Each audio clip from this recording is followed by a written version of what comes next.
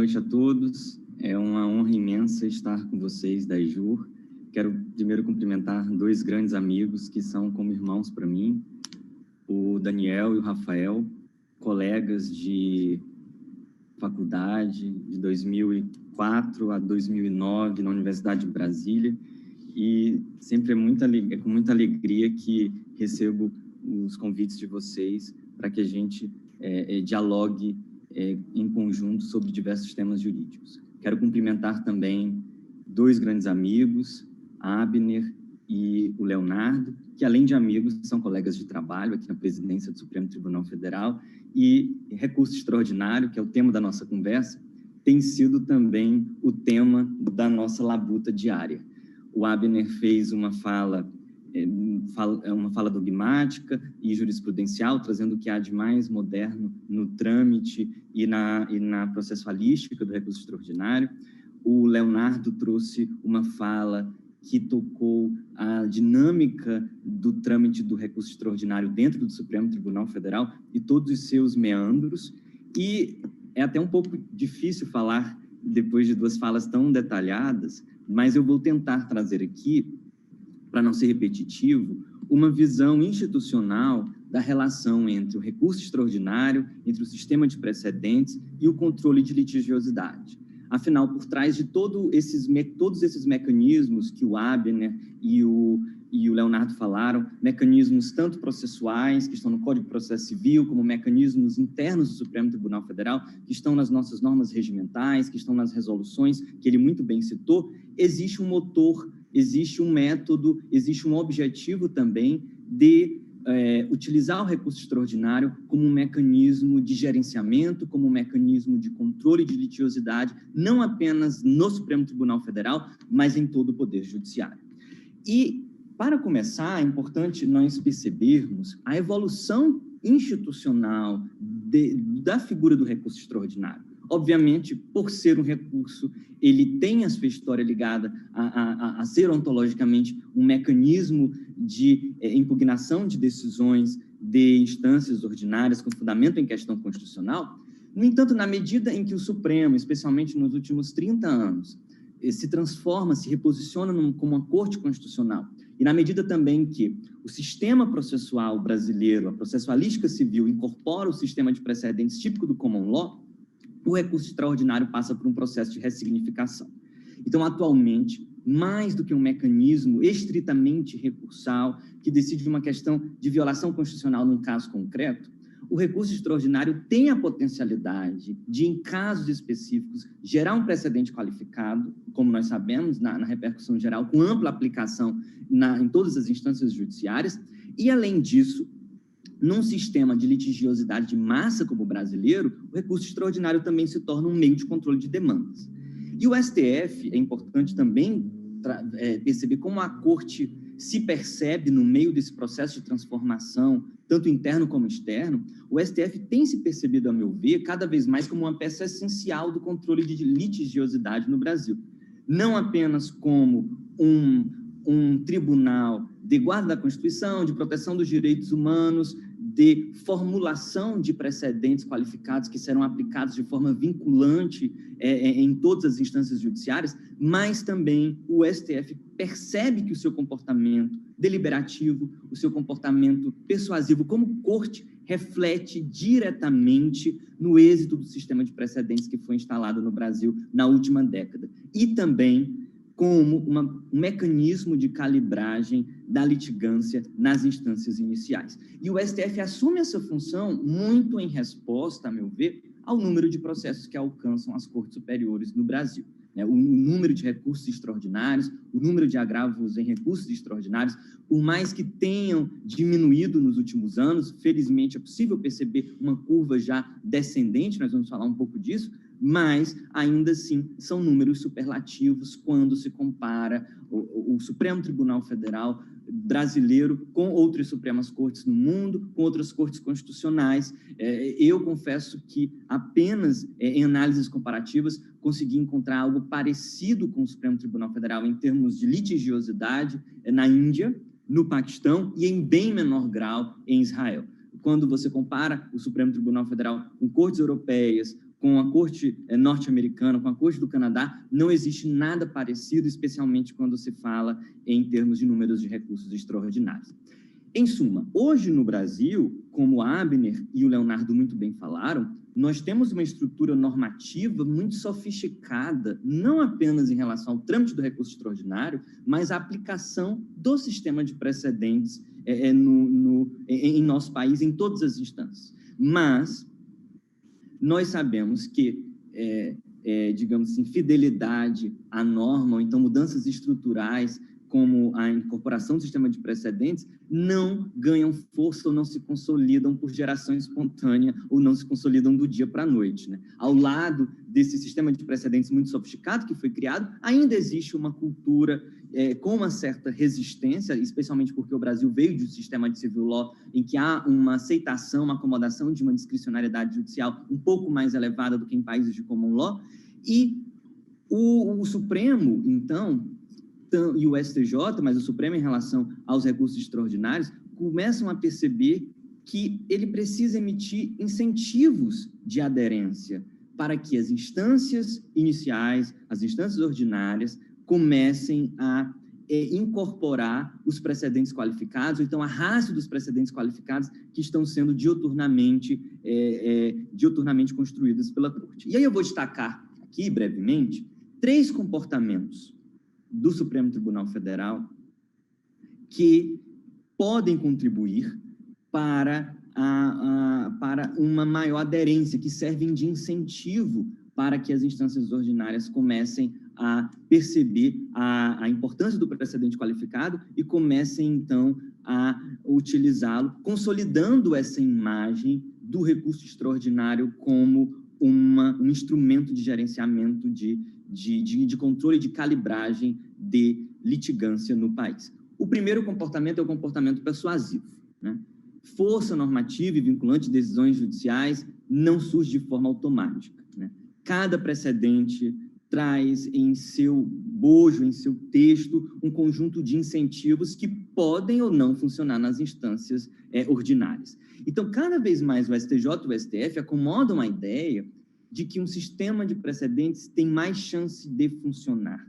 quanto melhor o caráter persuasivo da argumentação e objetivo da argumentação e do texto produzido por aquele precedente. O modo como a questão, de fato, a questão de direito é desenhada pelos ministros que estão deliberando aquele caso, o modelo de argumentação adotado, o vocabulário selecionado, cada detalhe, tudo é importante para definir a força persuasiva de um precedente. Porque as instâncias ordinárias, de certa forma, precisam entender a ratio que o tribunal utilizou, precisam entender muito bem um conjunto de premissas fáticas e jurídicas que balizaram a conclusão que está exposta, que está veiculada na tese. E que fatores podem influenciar aqui? Uma série de fatores, mas nesse ponto do comportamento persuasivo, eu trago aqui um ponto que para mim é essencial e ao qual o Supremo tem sido muito sensível, que é a abrangência do precedente, né?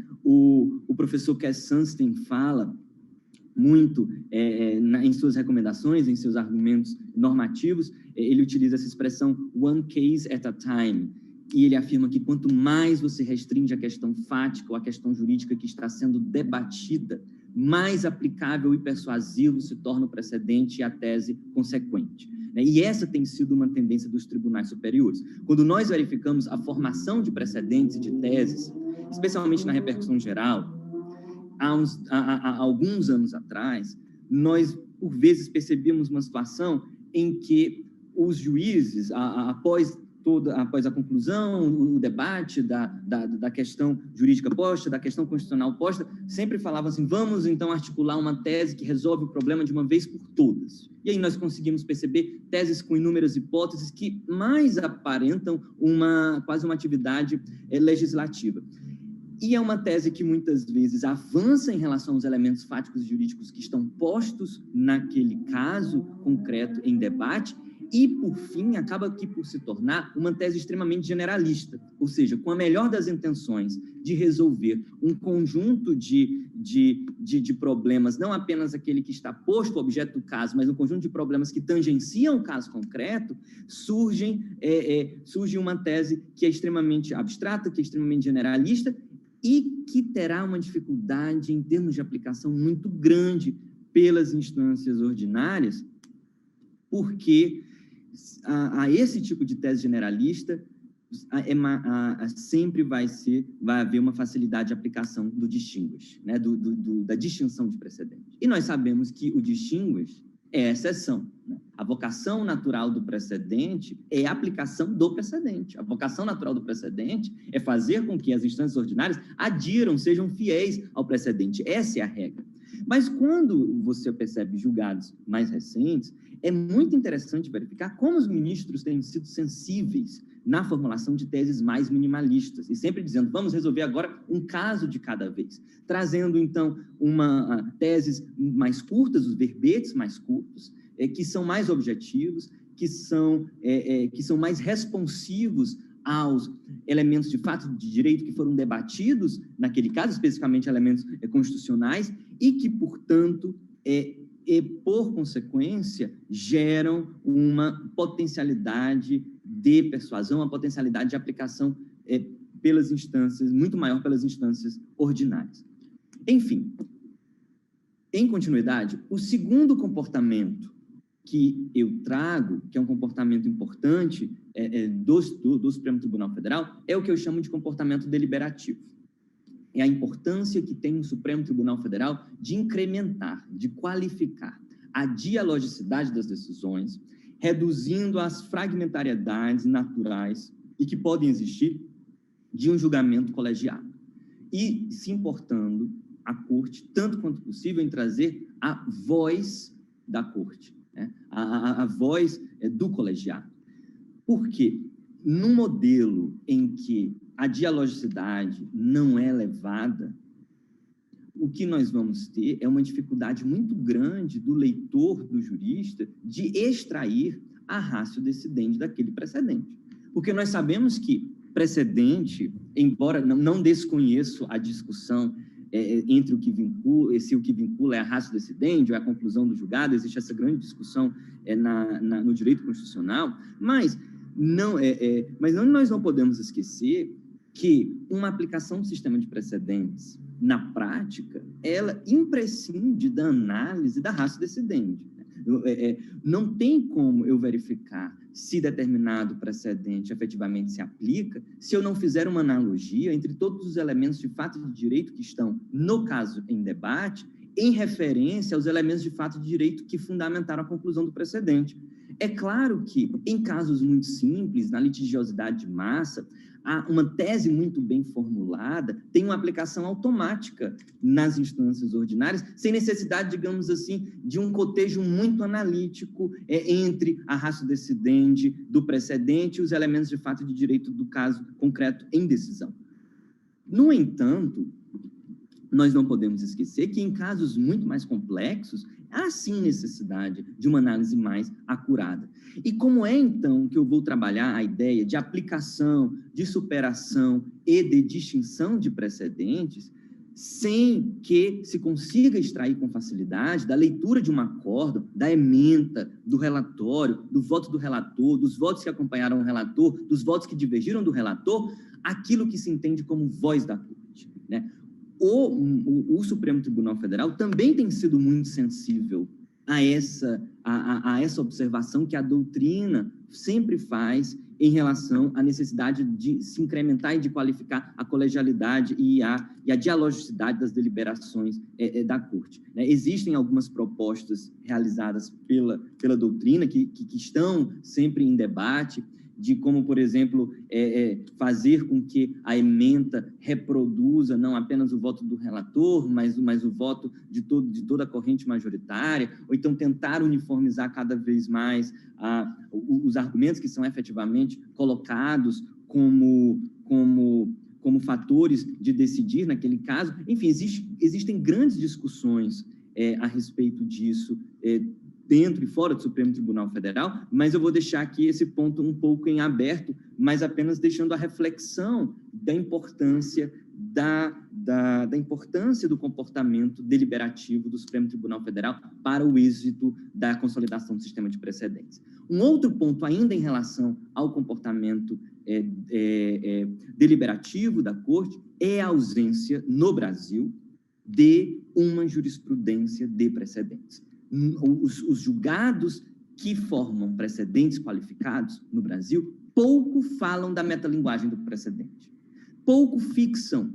e se referem às hipóteses de superação de um precedente, pouco fixam os estándares de distinção de precedentes. Quando nós lemos os manuais de direito constitucional, temos distingue-se um precedente quando ocorreram substanciais alterações de fato e de direito que autorizam uma nova reflexão sobre aquele caso. Mas isso ainda está muito etéreo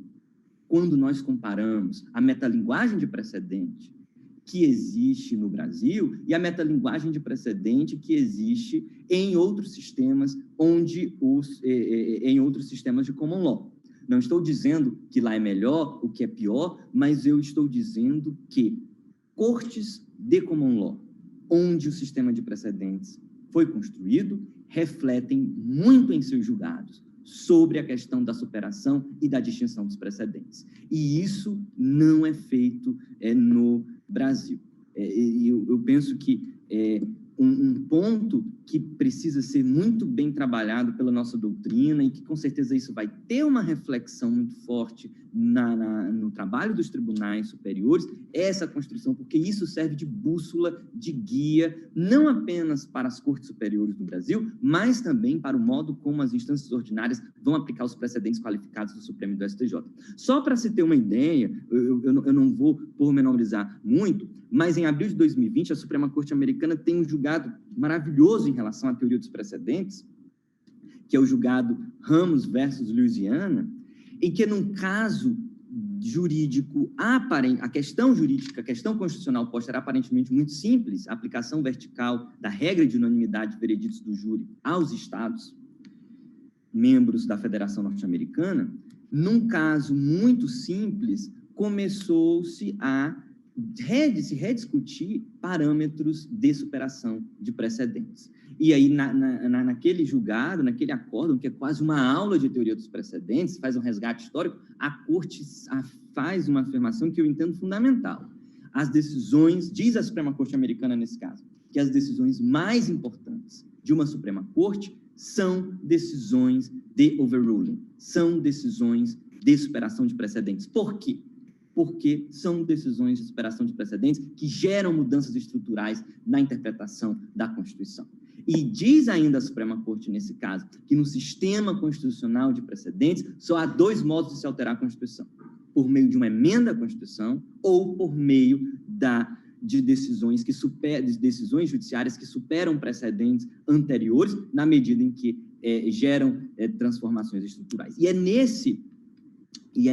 julgado também que a Corte reafirma os 3 estándares para a superação de precedentes no sistema norte-americano. O precedente precisa trazer uma interpretação flagrantemente equivocada da Constituição, e quando se diz flagrantemente equivocada, eles estão dizendo não uma discordância, mas de um erro, uma deficiência de fundamentação, uma inconsistência, uma ausência de coerência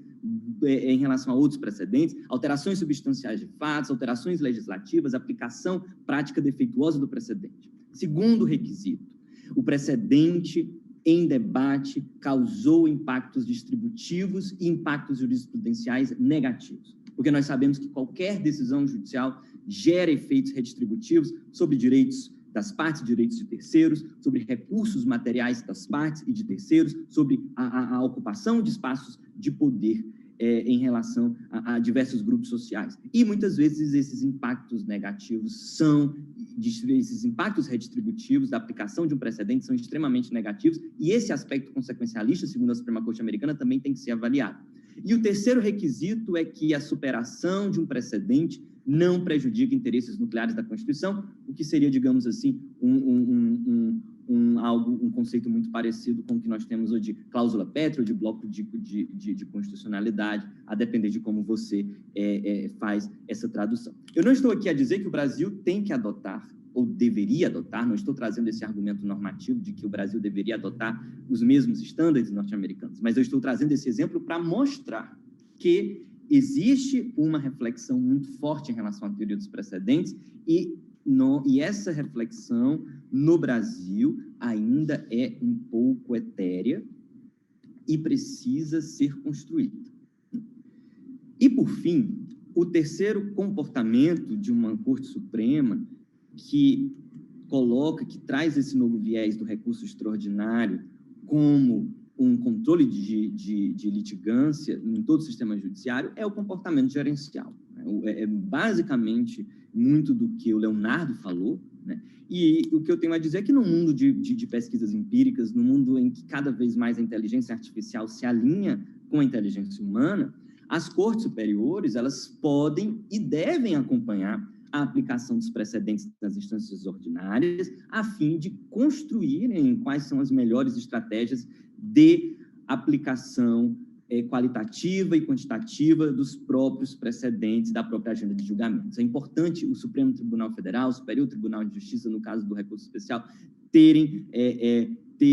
uma ideia muito exata de quais estratégias na formulação do precedentes efetivamente funcionam, geram mais persuasão, quais são os temas mais urgentes para serem afetados na repercussão geral ou para serem desafetados da repercussão geral. E procurar entender também, por meio de dados e de metadados, qual o impacto da litigância, qual o impacto do sistema de precedentes na litigância de massa e na pacificação de litígios. É quase como construir um modelo de inteligência, né, que ajude o STF a definir as estratégias de consolidação do próprio sistema de precedentes. Nos últimos anos, viveu-se uma máxima de que quanto mais processos julgados, quanto mais recursos analisados, melhor, né? Assim,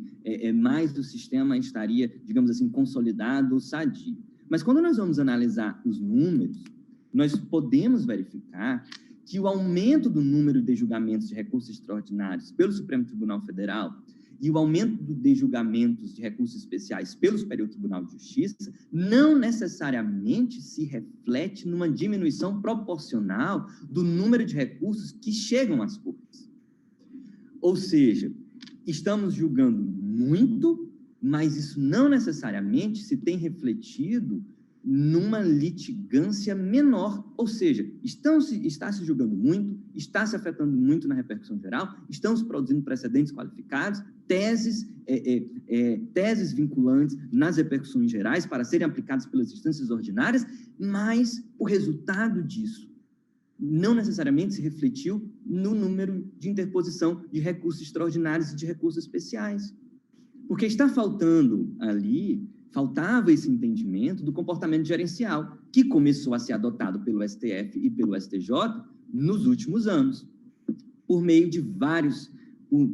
iniciativas. Primeiro, articulação direta com os tribunais de origem, para a melhoria dos fluxos de admissibilidade, da admissibilidade que é realizada pelas presidências e vice-presidências dos tribunais de origem, com a diminuição do envio desnecessário de recursos às cortes superiores, estímulo para que se envie apenas um recurso representativo da controvérsia e não todos os recursos que versam aquele tema, orientações formais e informais sobre a aplicação de precedentes quando os tribunais suscitam alguma dúvida, seja uma dúvida qualitativa, seja uma dúvida procedimental em relação à aplicação do precedente. O Leonardo muito bem falou de uma outra iniciativa, que é a definição de temas que não se enquadram como repercussão geral. Isso tem um efeito superlativo na redução de números. E, especialmente, eu sou muito entusiasta desse ponto, a reunião de dados e metadados sobre recursos extraordinários. Nós ainda temos muito a avançar nesse ponto. Se avançou muito nos últimos anos, mas ainda existem muitas oportunidades de avanço. Por quê? Hoje, se nós procurarmos saber, por exemplo, qual é o dispositivo constitucional mais apontado como violado nos recursos extraordinários julgados pelo STF,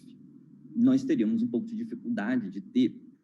esse dado. Neste exato momento, quantos recursos extraordinários que tratam do tema X estão sendo analisados pelas instâncias de origem? né?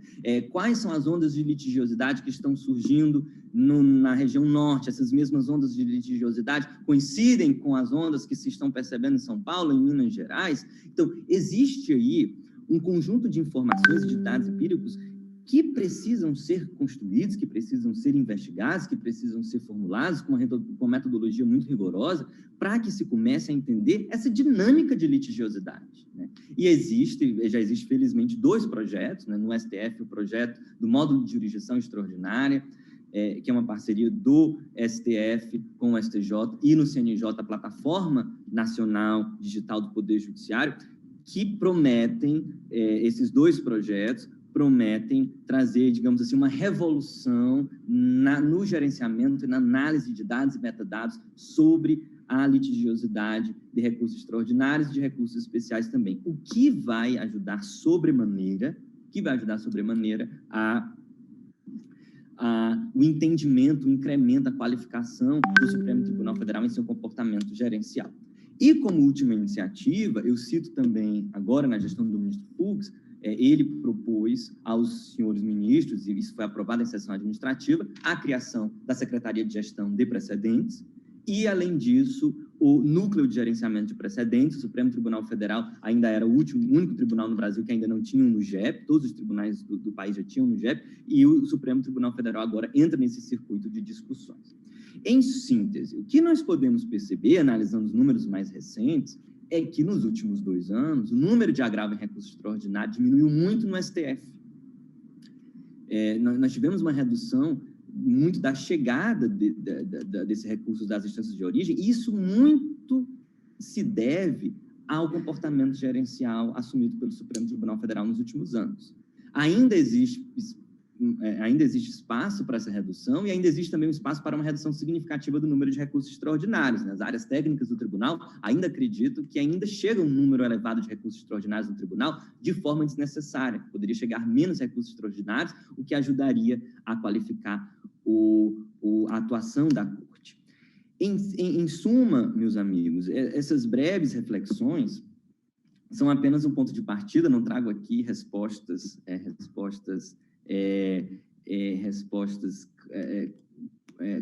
confirmadas, ou respostas fixas, mas são apenas reflexões do que nós percebemos internamente, do que nós ouvimos externamente, mas sabendo que ainda nós temos uma consolidação muito necessária do modelo de precedentes que existe no Brasil, que existe no Supremo Tribunal Federal, e nós não temos dúvidas de que o gerenciamento da litigiosidade do recurso extraordinário é um elemento essencial, é uma condição sine qua non para que nós consigamos fazer com que o sistema de precedentes produza os resultados substantivos que dele se esperam. Acarretando ainda segurança jurídica, integridade jurisprudencial, previsibilidade das posturas judiciais, aumentando a eficiência do sistema judiciário e, claro, gerando mais pacificação social.